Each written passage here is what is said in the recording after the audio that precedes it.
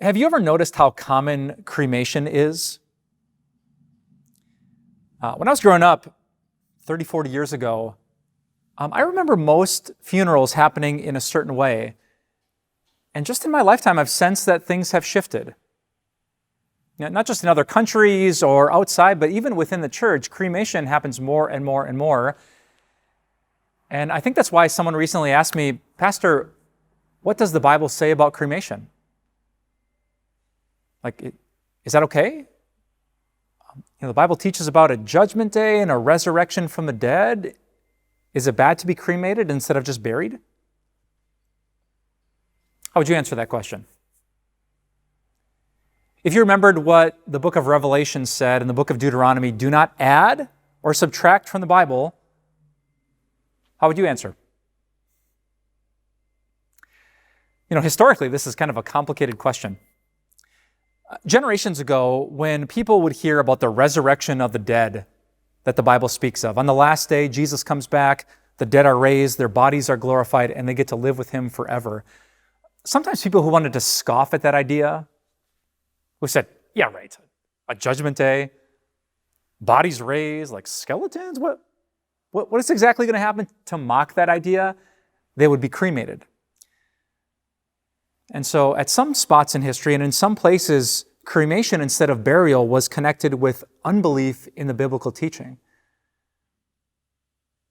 So I would ask, is that true today? Is there any Bible passage that I could find that says you have to be buried like this?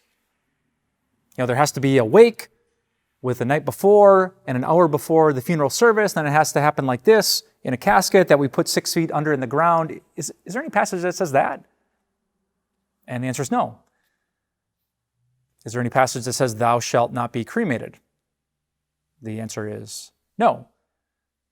So is it a sin to be cremated? The answer is no. The truth is, when Jesus comes back, it's going to take a miracle either way. If Jesus is going to take a dead body, a decayed body, a bones body, a burnt to ashes body, a scattered over a golf course body, and bring them back and make them a glorious body without aches or pains, without allergies or limps, without migraines or anxiety, if this is a glorious new body, it is going to take a miracle of God. And that's exactly what's going to happen. 1 Corinthians chapter 15 says, listen, I tell you a mystery. We will not all sleep, but we will all be changed. The trumpet will sound, the dead will be raised imperishable, and we will be changed. The dead will be raised. Not the dead who were buried in the right way, the dead. Everyone who trusted in Jesus, whose soul has been with him since their last breath, will be raised and they will be changed. So, can you be cremated? Yes. Your loved ones who believe in Jesus, who are cremated, are they with him right now? Yes. Will their bodies be raised, scattered as they are, and be gathered into something glorious and new? Yes.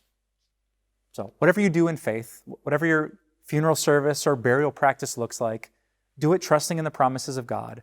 That's not sin. That's confessing your faith in the one who conquered death in your place.